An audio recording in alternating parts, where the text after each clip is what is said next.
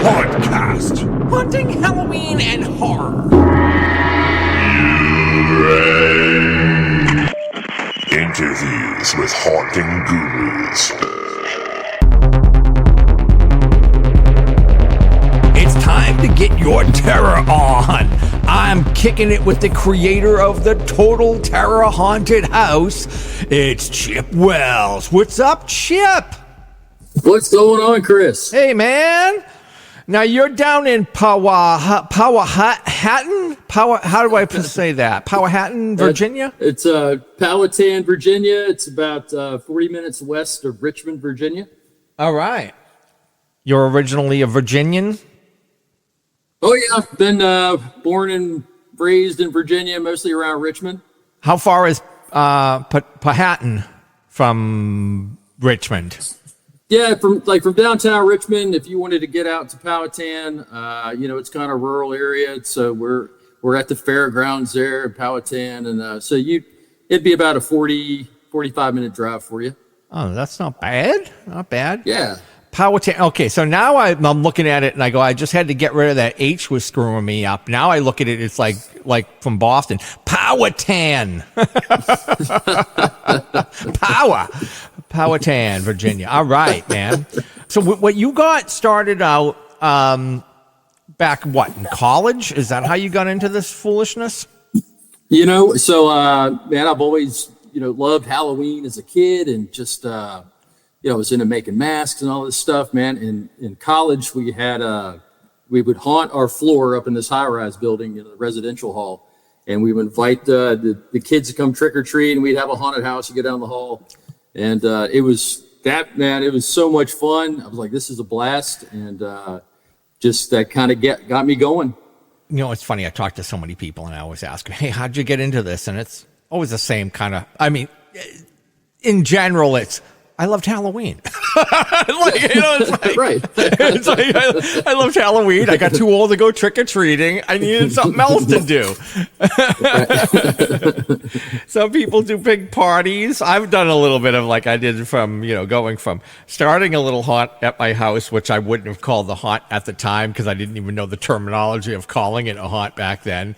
In like the real late 70s, early 80s, from that to doing like Halloween parties, DJing Halloween parties, hosting them, then getting back into doing home haunting again after all the years. But yeah, it's like, everybody, we have this thing that we can't let go of called Halloween, and we need an outlet for that.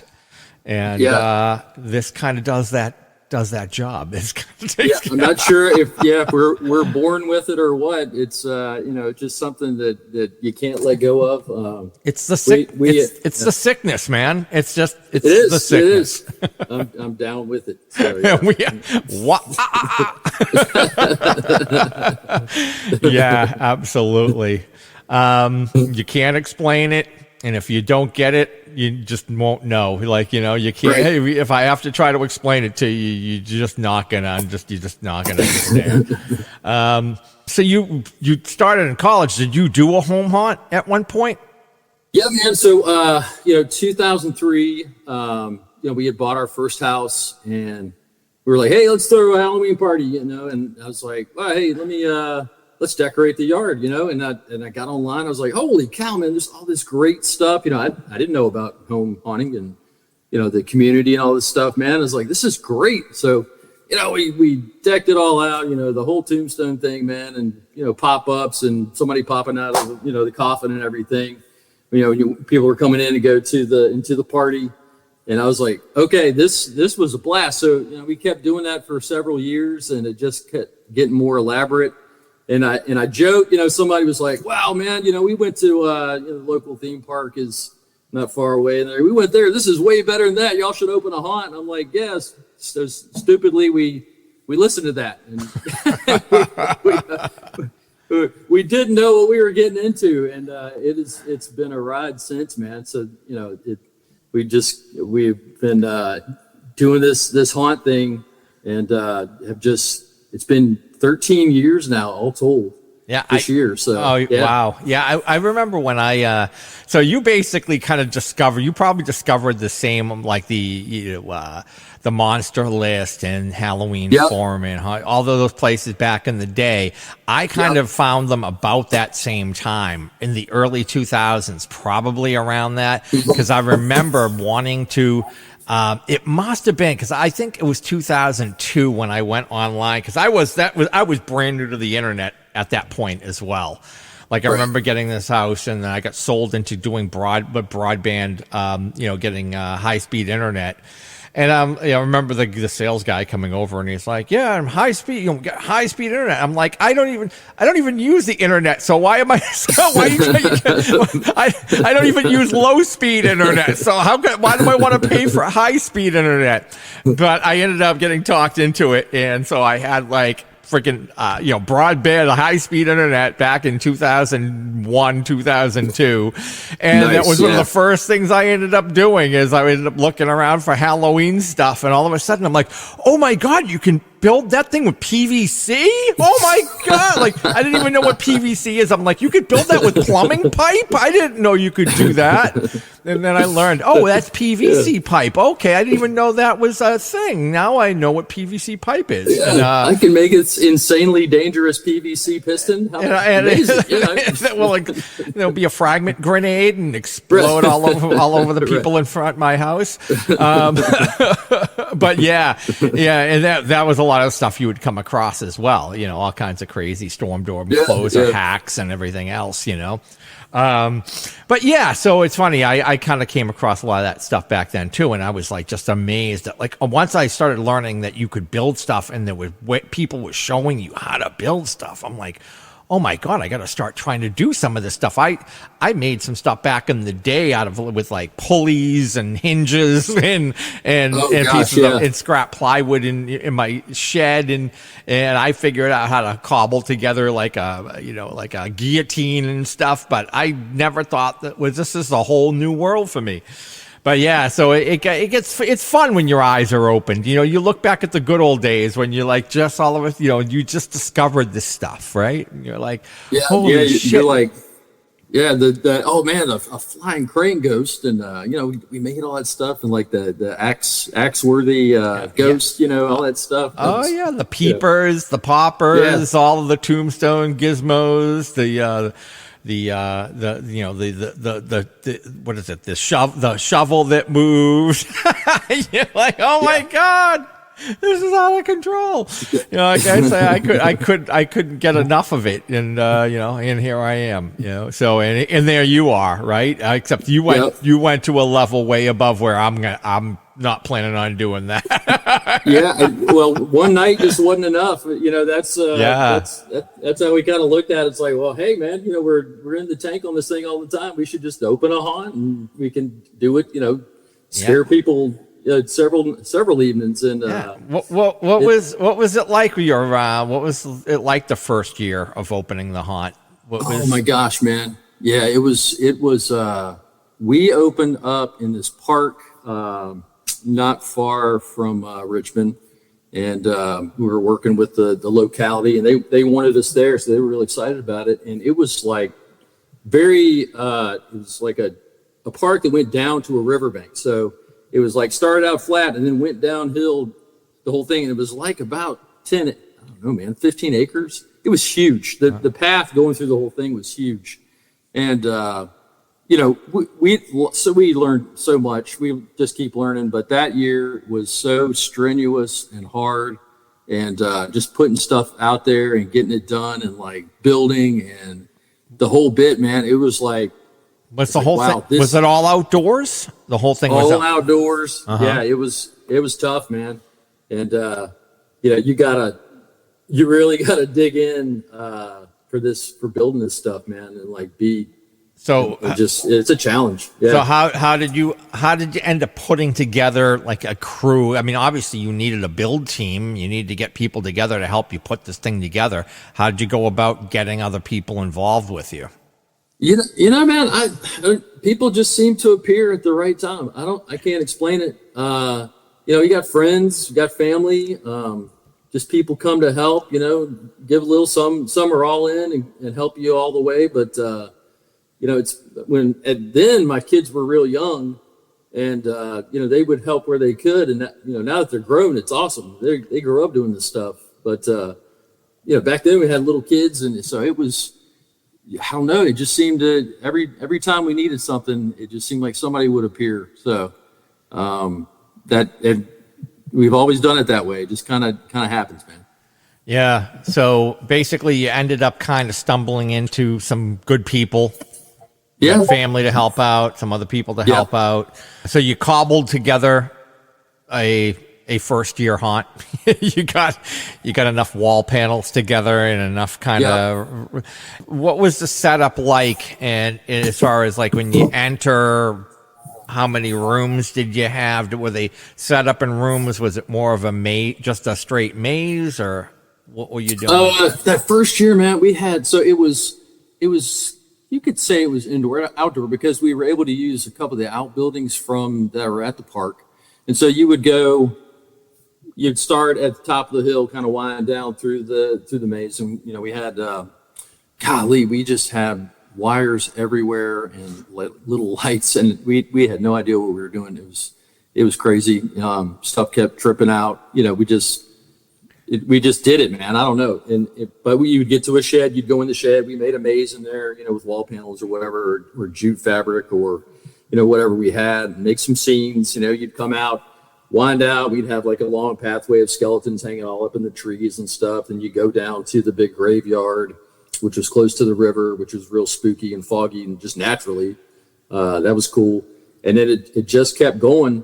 And, more scenes, we were able to do some like kind of interactive scenes, like real old school haunts where like this whole scene plays out in front of you. Like, this, it was like kind of like this military, we were near a military base. So, we had this military scene where all these zombies come out and attack these military guys and they just come barreling out over this hill and, not stuff that you could do, in a kind of a modern haunt, you know what I mean? But yeah.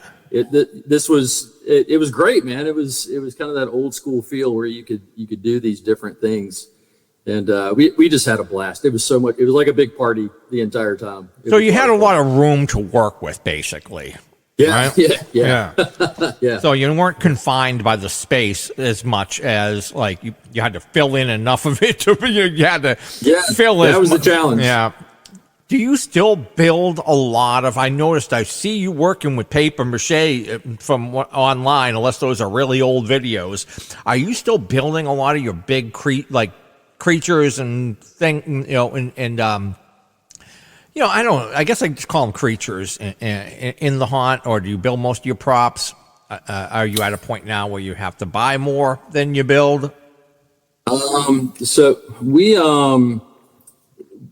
made a commitment to trying to be as original as we could and make our masks and props and everything in house.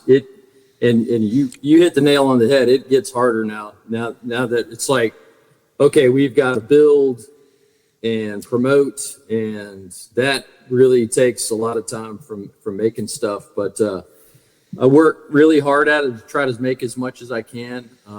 And I do primarily what I do, and that's just out of, years of, you can go the route of prop making and say, okay, I'm going this high end stuff. And I mean, you can spend a lot of money on material, this. Mm-hmm. And it's like, so I'd gotten into paper mache and I was like, man, there's got to be a better way for paper mache. It just takes forever. Right. And, I found this method. It's used primarily in, like carnival float making, right? Mardi Gras float making in, Mobile and New Orleans. Mm-hmm. And, it's called contact mache or sticky paper. That's what they call it down there. Yeah. And so it's like you're sculpting with paper. That's it. And so that's what I use mostly for everything. So I've started making like bigger figures. It's kind of sticking together cardboard over a real basic armature. And you can make anything. I mean, you can, whatever your imagination takes you. So that I've been working on, like a giant photo op of like Jason with holding his machete That's like about 8-9 feet tall, so people can stand with giant Jason behind them. So but it's a lot of work, man. So it's not. I don't have a crew of people, so I get help where I can. Yeah, right. Yeah, when I first got going, I was doing stuff with paper mache, and then I just started having so many headaches. And people would recommend spar urethane, this and that, to protect it for the weather. And then I finally just said, like, I need to find some other materials. Now I have, but they're a lot more expensive. I have found plenty of replacements for paper mache, for doing mache type of things. But it's okay. Like I'm financially good, so I don't mind going to the going to Reynolds Advanced Materials and dropping a bunch of money on Smooth On sometimes. I'm always looking for other products that I can use. Like I actually just started using this product called Paltia, if you've ever seen it, and I have seen that. Yeah, and it's pretty cool. I had to try it. I saw it. And I'm like, okay, because I'm always looking. I love freeform air as a sculpting one-off material. I really love it. It's light, it's hard, it's sandable, it's paintable, it's weatherproof. It has like so many things going for it, except for the price. The price was it's $120 for the 1 gallon. You get the 2 jugs. You know what I mean? It does go kind of a long way, but But I thought, hey, let's give Paltia a try because it's basically like concrete, man. It's like a sculptable concrete. Now, I mean, not that you can't sculpt, but it's just the materials. They got like fibers in there and stuff like that. That it just makes it easier to work with as like a sculpting material. So, you can sculpt like you can with freeform air. You get a bag of it. I'm right now experimenting to see how far this bag will go and whether this is I can get more bang for the buck out of this than I can with the Smooth On. But it is heavier. It is more like a concrete. So I can see where in some cases this is not ideal and, the freeform air would be better. But I'm like, and then I started using foam clay, which just, once again, it's like paper mache. You have to fully coat the thing with like Flex Seal or Plexi Dip or Plasti Dip. You have to do multiple coats to really, really seal it up. Or the weather will, the water will get in and kind of ruin it. But I'm trying all these different materials just to try to experiment with different alternatives to my original paper mache stuff that I was working with. And I really like it. Like I love the foam clay, but you can, it doesn't details. You can't get too detailed with it. It's, but it's super lightweight and bit more affordable it's a bit more affordable than freeform air for sure. It's not hard. So there's like, I guess everything has its pluses and minuses. You just have to kind of figure out, but if you're looking to save money, I guess if you're really looking to save money, you're probably back at paper mache or, I have people always, I'll build something and put it online and people like, so what'd you use to build it? And I was like, I'll post like freeform air or whatever. And they're like, oh, that's expensive. And I'm like, yeah, you do not have to buy it. I'm not telling you asked me what it is. I told you this is what I used, and they'd be like, could you do that with paper mache? And I'm like, give it a shot. Maybe. I don't know. Yeah. Give it a shot. You tell me. Give it a shot and follow up with me after you've done it. And you can tell me whether it worked or not. I don't know. I don't test out. I'm not like a guy. I don't test out every single. I'm trying to test out different materials, but I'm not. This is not my day job. This is just a hobby. I build. I feel you. It'd be nice to do it full time. I did come up with a pretty good recipe for paper mache clay, and it's just monster mud with a bunch of green fiber jam. You just blend it in there, man. So what is it? It's green. It's green fiber. Yeah, that green fiber insulation you buy at Lowe's or. Oh yeah. Okay. Yeah. Do you have to? Do you have to mix that thorough? I mean, like not. Of course, you have to mix it. But do you have to do you have to make the paper any finer than it is, or is no, it will work out of the bag. It's okay. You don't have to grind it up any further. Just get as much in there with into Monster Mud with a paint mixer, and I've got props that I've had for I don't know that have been outside for 6 weeks in the weather. Yeah, I've had them for years and years. That's another thing I forgot to mention. Yeah, and then there's Monster Mud, which you can put over, like, as long as you get the armature together, get the rough shape, you can coat it with Monster Mud. Yeah, I remember back in the day, I was talking to Vic Barito.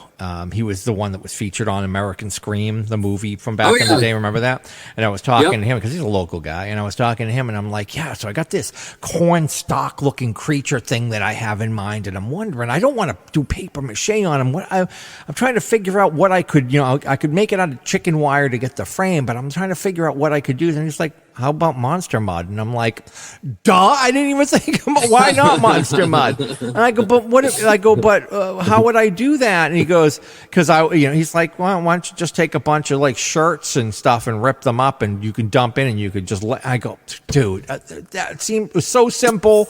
I just needed someone to say it to me, I guess. Yeah.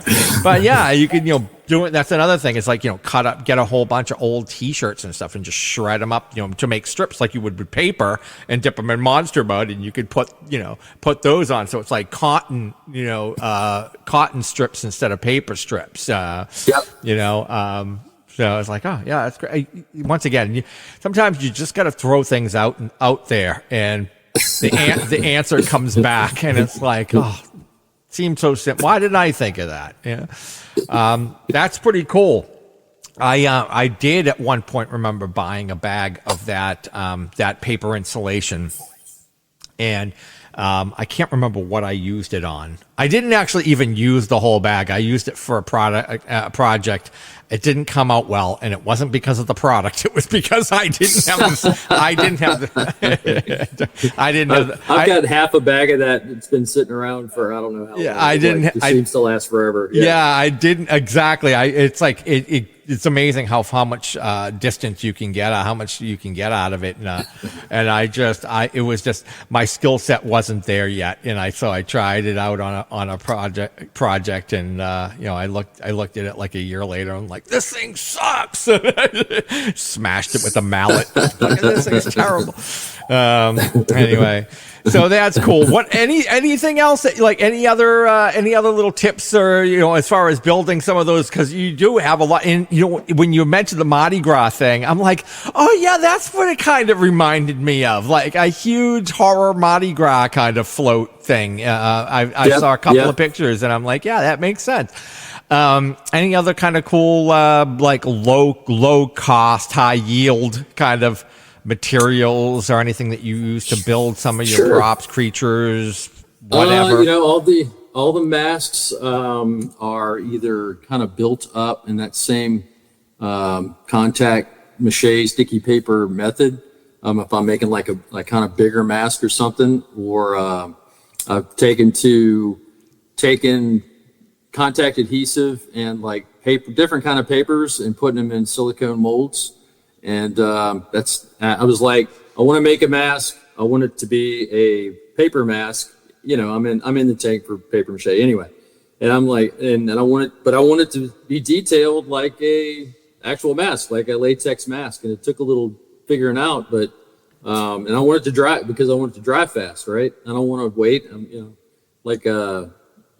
Paper mache is, you got to wait forever stuff to dry. And so I found this, you put contact adhesive and paper in a mold, and you kind of press it in there and take dry it out, and boom, you've got a mask that's ready to go. You don't have to wait days. You don't have to do several layers. It's done in minutes. So it's and then I kind of add things after the fact. I pull that out and start it's still got this sticky layer to it. So I start sculpting on top of that to add to the mask. So the mask got a real distinct look. You'd say, oh, that's a total terror mask, because we're not going to have a lot of fake hair or like stuff like that. It's going to have like sculpted paper hair. You know what I mean? It's going to have a look to it.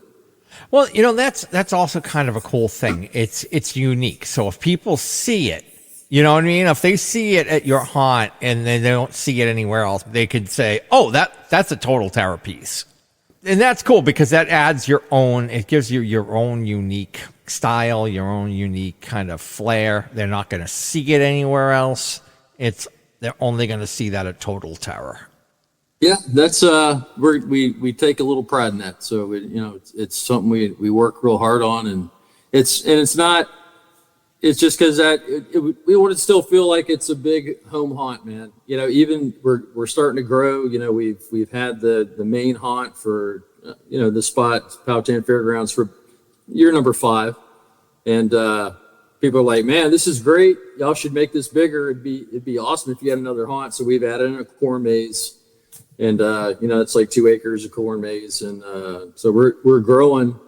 And but we just want to keep it that feel, you know what I mean? Like it's not. Let me ask you, because we got like 2 theme parks right around us. We're like we want to be different, man.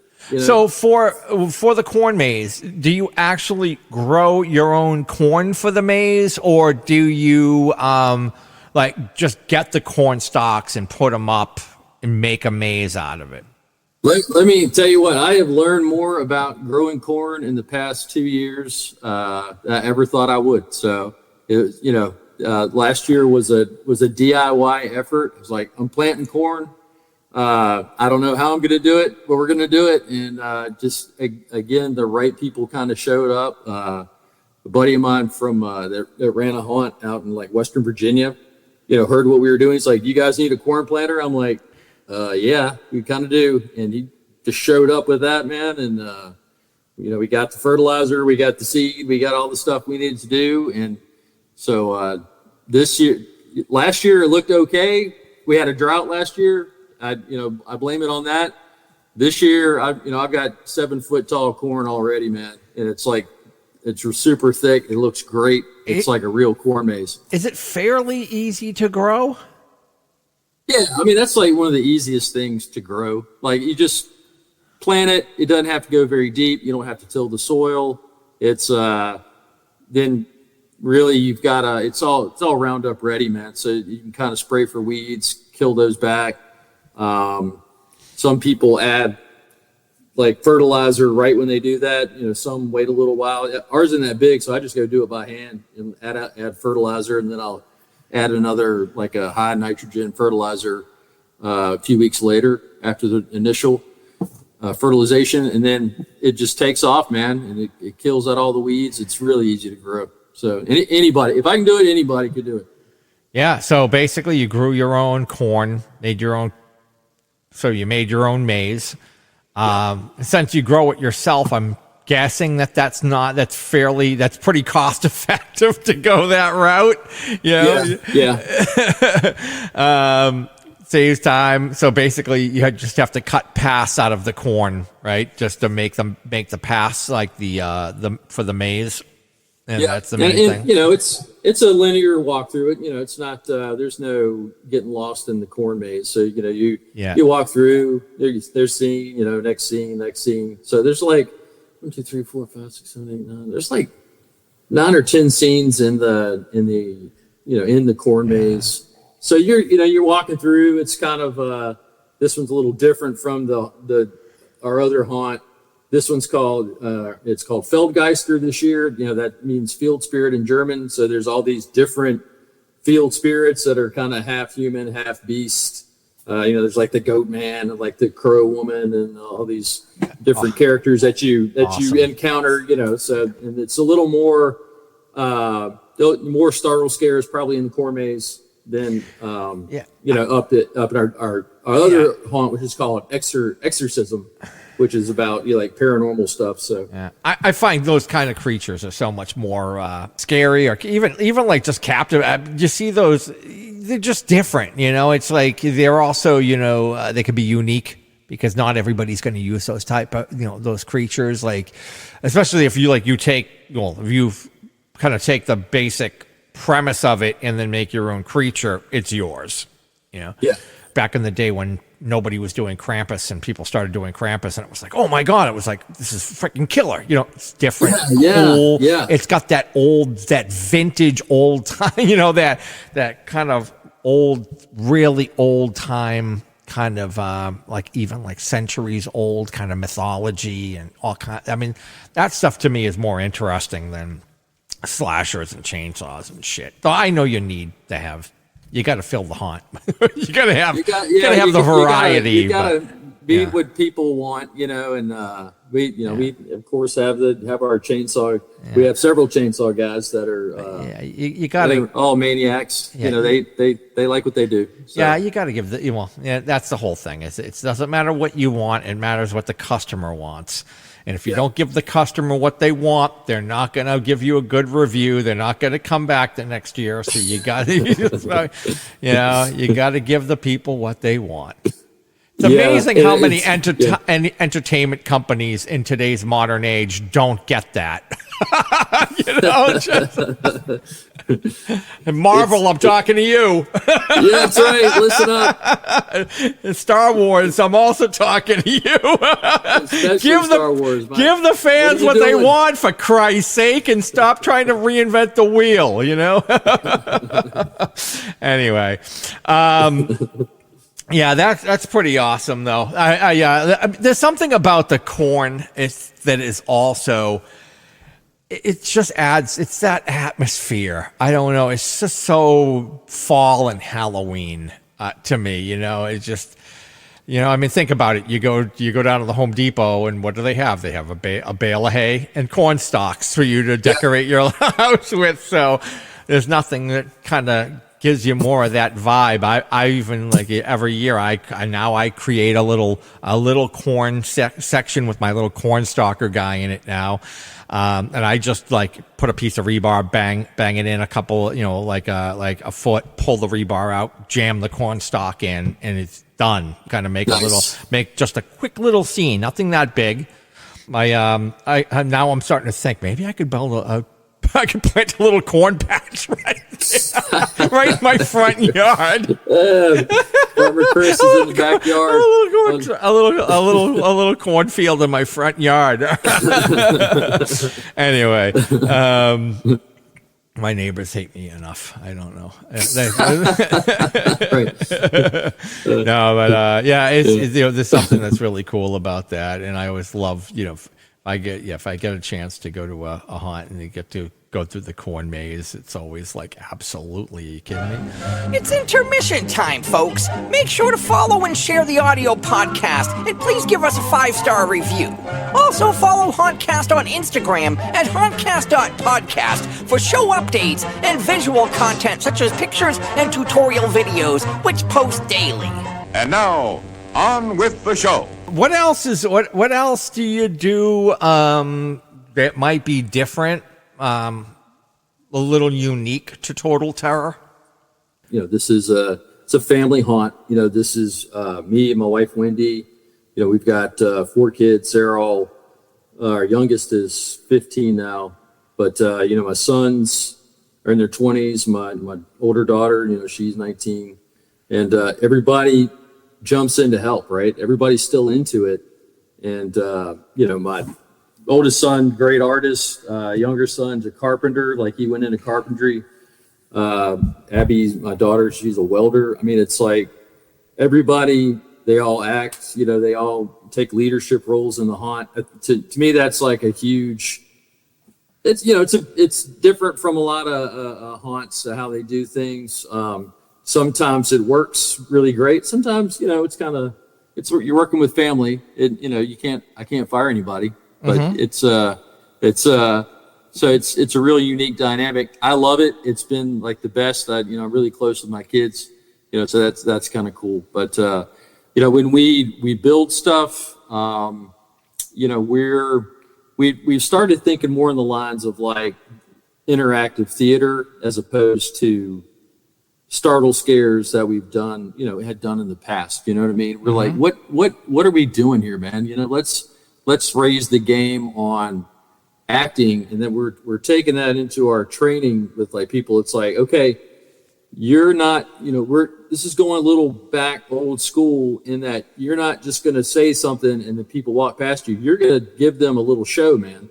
And so that's where this is something we worked on and implemented last year, and we're taking it a little bit further this year in that it's like theater, man. And we've gotten some great people that are more actors this year. We're starting to pull them in, and I don't. Again, it just seems like the right people show up. Yeah, I think it's going to be really, really cool for our customers. And the fact it's like, this is different, man. This is not what we're used to. I'm excited about that. Absolutely. Castle Blood's big into that. That's Ricky Dick's haunt. Castle Blood. Yeah. I think back to the couple of JC's haunts that I went through when I was younger.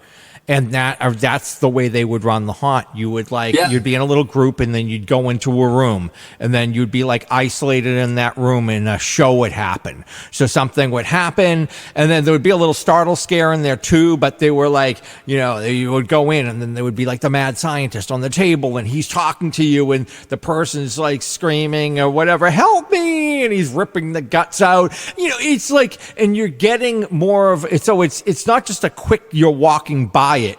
It's like you stop and you get an isolated little show, like a tableau or whatever you want to call it, and then you get that little show, and then it's over, and then you move on to the next show. So you got a whole bunch of these little shows that you're going through, which I like it. It's cool. It doesn't have to be the whole hunt, but it's like it's not many people are doing that, so it does really separate yourself from a lot of the just straight walkthrough haunted attractions. You hit the nail on the head there in that it doesn't have to be the whole haunt, right? Otherwise, then you're like, you have people waiting in line way too long, and you got to be conscious of everything. Give them the best of both worlds, is what I'm saying. Yeah, so we're like, hey man, we have several scenes where this happens. But otherwise, it's a walkthrough, but it's like, if I think if we were like, all right, we think throughput, it's like, how are we differentiating ourselves from the theme parks and everything else? And not that there's anything bad with that, but there's definitely that feel of boom,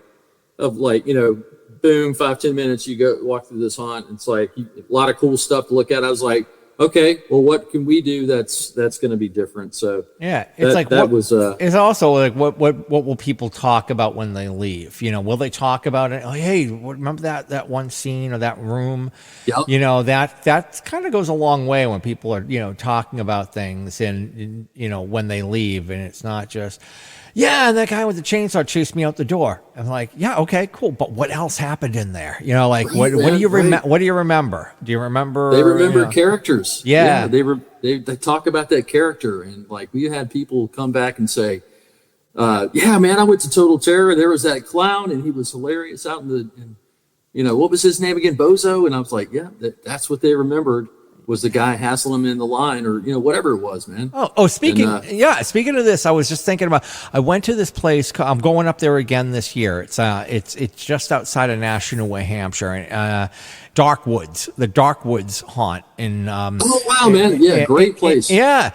And I went through it and I was like, this is cool because there was a lot more interaction with the actors. The actors, like you would go in, there would be a little startle scare, like you'd go into a scene, there'd be the little startle scare, something would, and then the actors would come out and then start riffing with you. They would be like, what's your name or whatever, and then start making fun of you and or just like hassling you. It just, I love it because I love that. I'm all about dad jokes and bad puns and all that. I'm all down with that. Like I'm interact. My son's like just standing there, like not saying anything, and I'm like bullshitting back and forth and trying to be funny back with them, and trying to crack jokes back with them. And they probably, I know they love that kind of stuff. They want people to be kind of mixing it up with them, getting into it. But yeah, so I just thought it was fun because I don't get that at a lot of haunted attractions. So the fact that I was getting a lot more interaction with the actors and and it wasn't just like one or two isolated. There were almost the entire haunt was that way. So it was really kind of fun. Now, I don't think they're dealing with the kind of throughput that most people are. I know, but like Fright Kingdom, for instance, which is down the road. But different. And I'm talking about it, right? Yeah. Like it was enough that I was like, I'm having this conversation where it comes to mind immediately. And I was like, yeah, I had a really, really fun time. And I didn't need a ton of eye candy. I didn't need all this other, just whatever they did, it impacted me. I was like, oh, that was awesome. I like it. I'm going back. Big part of it. Yeah, I'm going back. Do you have any specific, I don't know, main character, like headline thing? I mean, like, do you have one main character that is like a staple every year? That's a good question. We generally don't, because we change it up so much that none of we have people that come back and help us out, year after year. We do. So we usually change the theme up just to keep it fresh. And so nobody's really the same person. My buddy, Dr. Insane, he's been helping us out for years and years. He's out in the Midway. So people love to come see him. He's like, big guy, 6'4", 6'5", and has like this crazy doctor, character. So he's one of our staples. He's been with us from the beginning. And so my son pulls out this character. It's Bozo the Clown, and he's just like this. He's great working the crowd. So I know people like to see him. That's pretty much it. Yeah. What are, like, I don't know, like a scene or a specific haunt that most people talk about? Like you can see them talking about it online, commenting. Is there anything particular that you kind of have each year that you try to bring back each year because it's just such a fan favorite? Oh,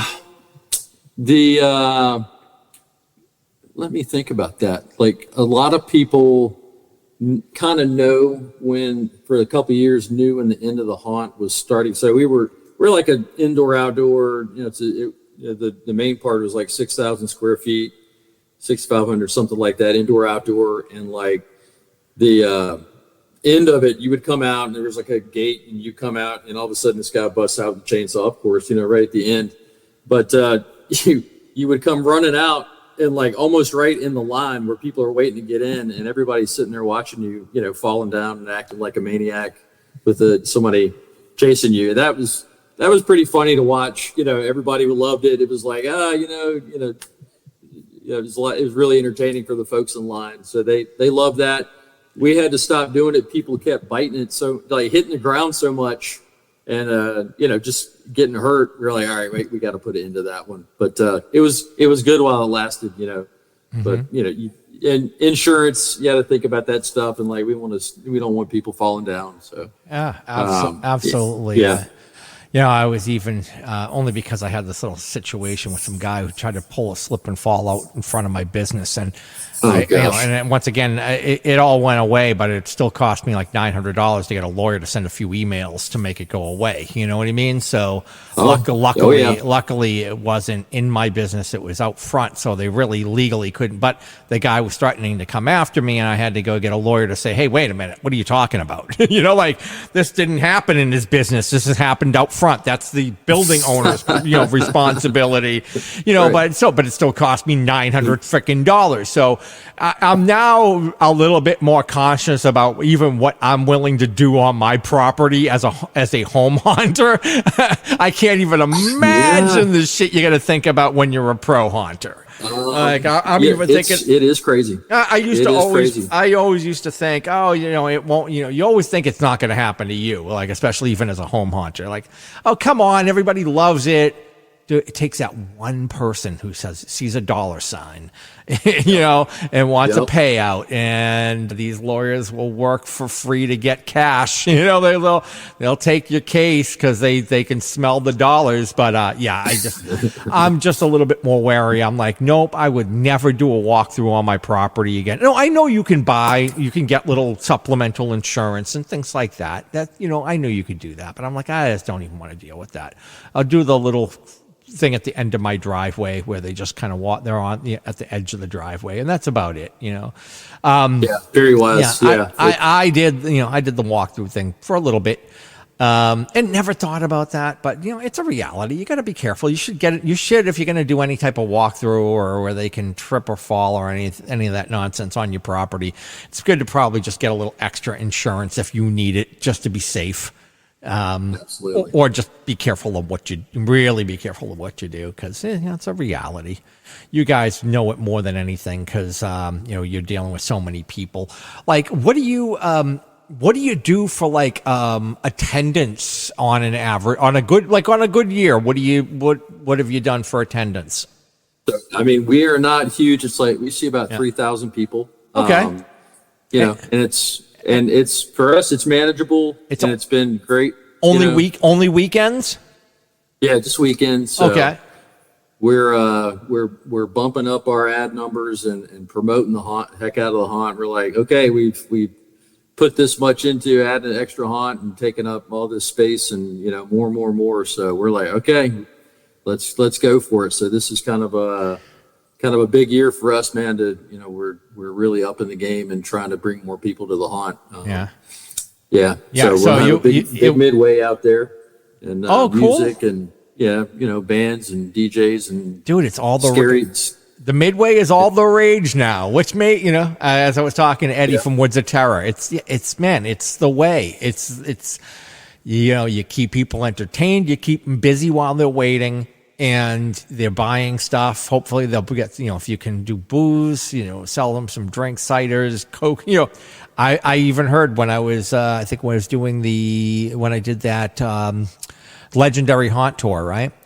And I was listening to some of the owners talk, and they were like attendance was down, but numbers were up because they were using all of these other ways to bring in income. So when they were maximizing the people who showed up and trying to get the most amount of money out of them. So not worrying about trying to get another 10, 20,000 more people. They were just focusing on, offering so much more to them they could spend money on, axe throwing, whatever, just, to help bring in that extra revenue. And that makes sense too. Why try to worry? You're trying to get more and more and more. How about focusing on what you do get? That makes a lot of sense too. Or a combination of the two. I mean, it's we're doing like a big special, like early ticket sales go on sale, in a few weeks. Our 13th year, we're going to sell tickets for like $13, and I'm kind of nervous about it, but excited at the same time, man. We want the people to come out there and see Total Terror. Yeah. But we'll have them there. We're going to feed you. You're going to have fun. It's we're going to have a lot of characters out front harassing you. So it's going to be a night to hang out and have a great time. So hopefully it'll be great weather this year, like nice and cool. It was good last year. Now you're on the fairgrounds. Is that what you mentioned? Yeah, that's correct. Okay. And you also are opened for the county fair as well. Is that right? Do you do the county fair and then open up for the because the county fair is in May or something? Is that right? Or am I wrong? We do. We do a different theme every year and we're open like a couple of nights for the county fair. And this past year we did Carnival of Terror. All clowns. We had a ton of actors come out to do it. It was a blast. It went crazy. Like a couple of years before, we had done like kind of a Friday the 13th theme. Like you're gonna, it's going to camp. All the actors are decked out in like 80s t-shirts and like the high rise shorts and shit, and it was that the shorty short shorts. yeah, I don't know when that became a fashion, but oh man, anyway. the big the big socks, the big sweat socks, striped socks up to the knee with the shorty short shorts. Yeah, exactly. Yeah. Oh man, I look back at some of the pictures of shit that I wore back in the day, and I'm like doing the face palm. Oh God, are you kidding me? But everybody else was wearing the same shit. You didn't, you fit right in. It was hey man, crazy enough. It was in style at one point. I had a pristine mullet back in 1985, so I mean it was a beaut. Oh man, yeah. Yeah, right. Business in front, party in the back. That's right. Because my hair was too crazy, I couldn't do like in '80s the kind of longer hair. Not the full blown mullet like when people show pictures of mullets like you see online. If you look up mullet, you'll see like the worst example of a mullet. But in the '80s, all that hair was kind of longer in the back. You know what I mean? It came down the back of your neck. That was the thing. So it was like a kind of a mini mullet. But yeah, I couldn't do it because my hair was way too curled. My hair's too wavy. So if I don't keep my hair cut really short, it just gets, I have like the fro. It turns into like the freaking fro. Not like Will Ferrell bad, but you know what I mean? And I'm like, I just can't do, so I always have to keep my hair super short so I can just comb it over. It's like the normal, like, straight old school comb over, just not comb over, but the side kind of part. Whatever. But I couldn't get away with doing the little mini mullet because my hair would just curl up and shit in the back. And I was like, actually, thank God I couldn't do that. Now I look back at pictures and go, all right, I wasn't like that I was bad back in Journey or something. Yeah, totally. Like, were you in a hair metal band, Dad? No. No, that's just what people did back then. That's what everybody did.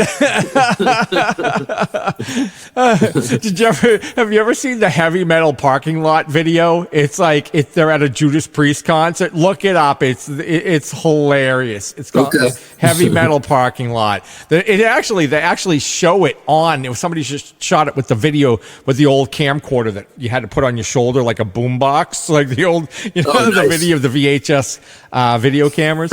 And it's called Heavy Metal Parking Lot. Absolutely freaking hilarious. You can watch it on YouTube, I'm pretty sure, but it's on Tubi as well. And I stumbled across on Tubi. I'm like, you gotta be kidding me. I remember seeing this on YouTube, but it's absolutely hilarious. They're just walking around and they're talking to all these metalheads in this parking lot, kind of partying it up before the Judas Priest concert.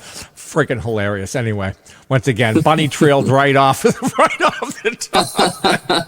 I'm notoriously bad for that. I apologize. I do way too much talking in these interviews. I should be letting the guest talk, and I end up getting off on these tangents. It's all good, man. Like I've been listening to you for. I was like, oh, Hauntcast is new Hauntcast. I'd go out in the garage and throw you on, man, and. So Denny and I miss Denny. Revenant. I miss the old team. I missed. Hey, I reached out to Rev. I'm like, come on, man, come on back. Everybody's asking, come on back, and he's like, oh, my computer's got issues, or this or that, and I'm like, dude, he's just in like a bad headspace, and I'm trying to get him back in, but I think it might have just, he had his day. He understands when it's time. He gets when it's time to walk away. I don't. I have that problem as well. I'm like, I'm just going to doggedly keep going. I don't care. I just keep bumbling, shambling along, bumping off walls. Right. That's right. Oh, man. This is the new iteration of Hauntcast. Unfortunately, it's not the long. Things have gotten crazier over the years. Copyrighted material can become a big issue, and I even got a warning from my podcasting hosting company. It was like talking about a lot of your reach will be severely diminished if you post anything with copyrighted content on there. And I'm like, all right, the music's gotta go. Even if people give you permission, it doesn't mean shit because the algorithm doesn't care that Does they not care. that they gave you a verbal permission to use it. It doesn't matter because they pretty much probably don't even own the content. It's usually it's like their record label or whoever, so that it can get a little dicey. Whatever. I made this thing last year. It was a couple years ago, and it was like I took horror movie trailers and put them to like Halloween music, like Rob Zombie and shit. And it was really cool, and it was all kind of timed like with the bits from the trailers or from the movie itself. And it was like old movies, like it's something you might see, like the midnight shows or something, Elvira or something. And I was like, this is probably fine.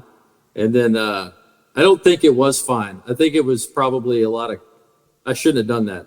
Anyway, so I stopped using it. You know what I mean? I was like, I think I'm gonna get in trouble. No, here. it's amazing. Really cool, it's amazing how little it takes to get flagged or, have your content be removed or whatever. And you don't want it to affect if you have a YouTube channel, whatever. You don't want it to affect the channel because it will affect your channel too. It's such it's like things that you don't think about, and then all of a sudden you're like, fuck, all right. I used to play it so fast and loose. I never get. Now I'm like, I don't want to deal with the headache.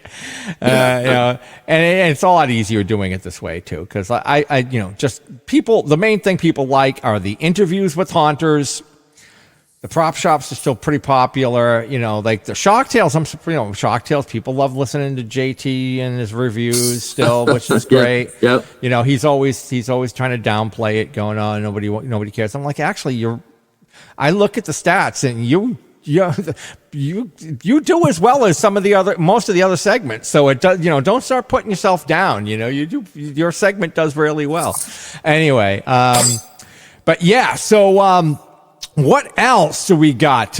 Anything else we need to know about Total Terror? What do we need to know?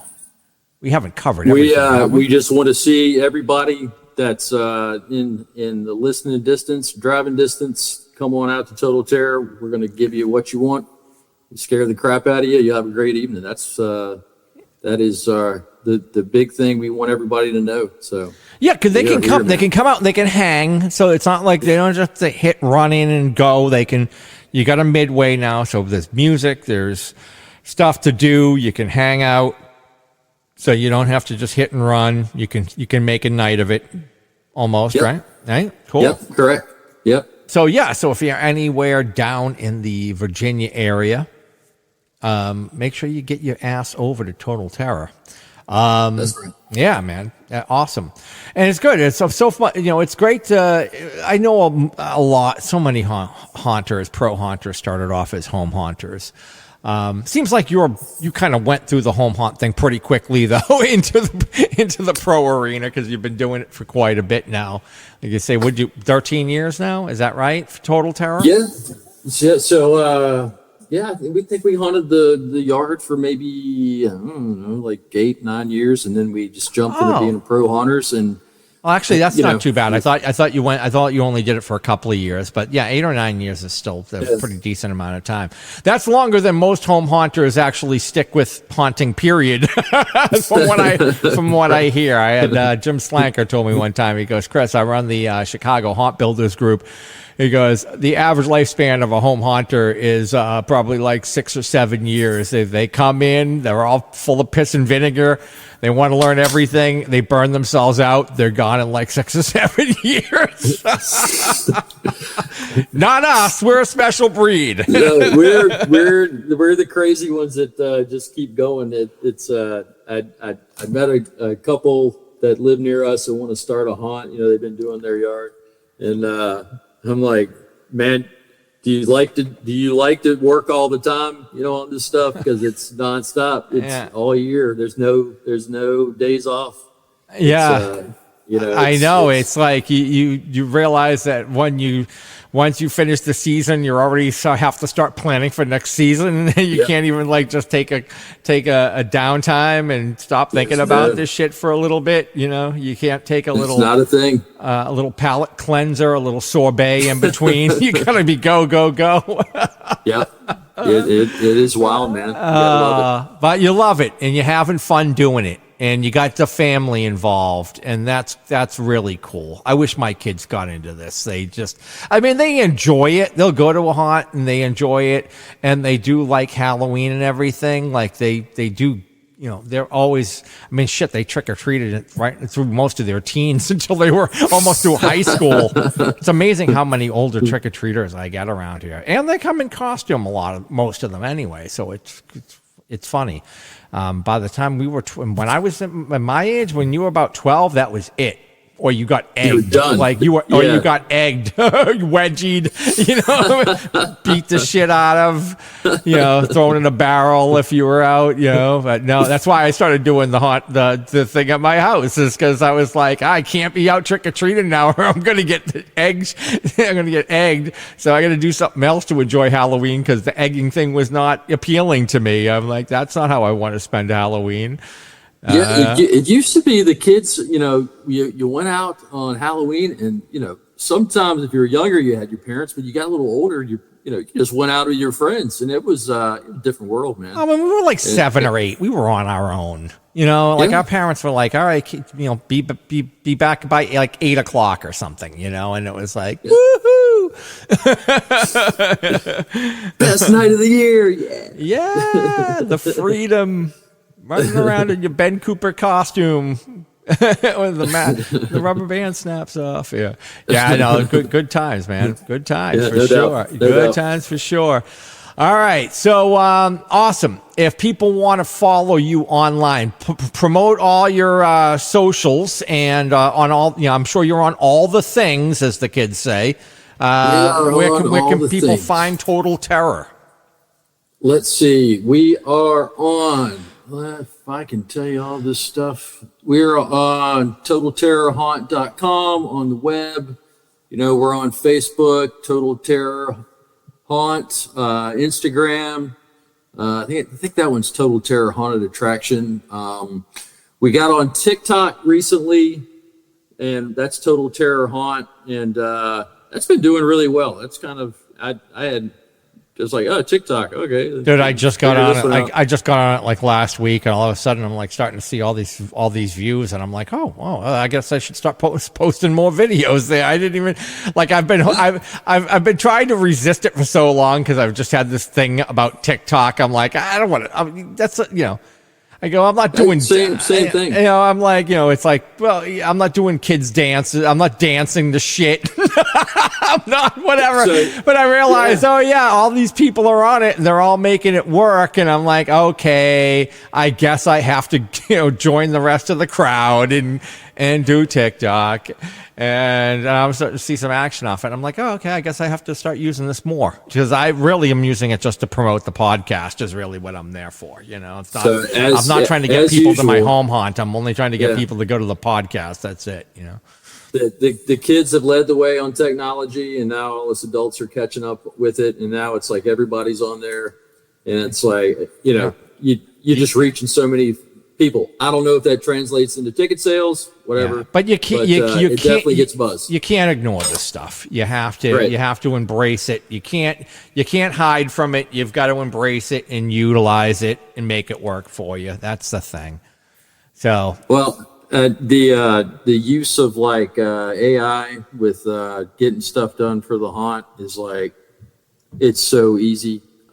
You got, you know what I mean? But I'm kind of like, well, let's be careful with this, man. So I don't want to generate a lot of photos and stuff from that. Yeah. I don't like that. But like actual, like writing content, it's freaking. I have not embraced that yet. I have not gotten into it. I see some people doing some cool, like, haunt stuff, like putting like a photo thing together, like, like an image of their haunt with like, text, like basically like a promotional images for their haunt. And I was like, oh, that's cool. Did you make that yourself? And like AI. I'm like, okay. Yeah. It's amazing. You can get so much done in such little time. It's incredible. Yeah. All right. So, and the main thing, if people want to go, and they should, if they're anywhere in your vicinity, if people to get tickets, where will people go to get tickets for Total Terror? Hauntpay.com events, Total Terror Haunt 2025. So that you can go right to that. There's a link on the website at totalterrorhaunt.com, and they are up and for sale. And if you, like I say, if you get them way ahead of time, you can get a great deal for a great evening. So save a few bucks, grab your tickets Yep. in advance for Total Terror Haunted House. Please like, subscribe, comment, give us a 5-star review, share with friends, and buy us a beer if you see us out in the wild. Follow us on Instagram at hauntcast.podcast for show updates as well as more pictures and video content. Also, like and follow our Hauntcast Facebook page.